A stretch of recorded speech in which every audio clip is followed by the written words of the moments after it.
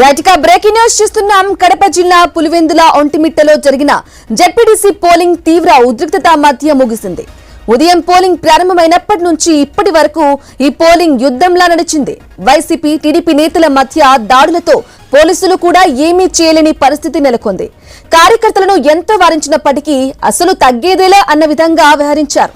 ఏదేమైనప్పటికీ పోలింగ్ ఉధృతంగా ముగిసింది. అయితే క్యూ లైన్లలో ఉన్న వారికి ఓటేసే అవకాశం కల్పించారు అధికారులు.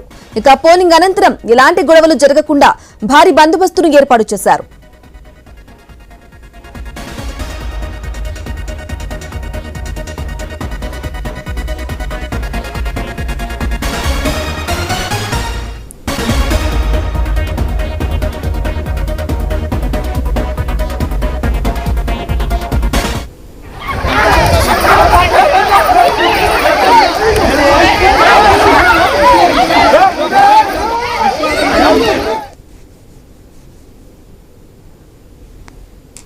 రైట్ గా బ్రేకింగ్ న్యూస్ చూస్తున్నాం. కడప జిల్లా పులివెందుల ఒంటిమిట్టలో జరిగిన జెడ్పీటీసీ పోలింగ్ తీవ్ర ఉద్రిక్తత మధ్య ముగిసింది.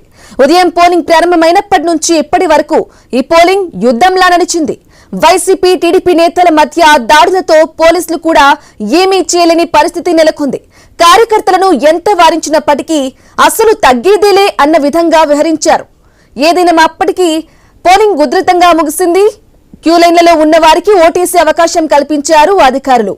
ఇక పోలింగ్ అనంతరం ఎలాంటి గొడవలు జరగకుండా భారీ బందోబస్తును ఏర్పాటు చేశారు అధికారులు.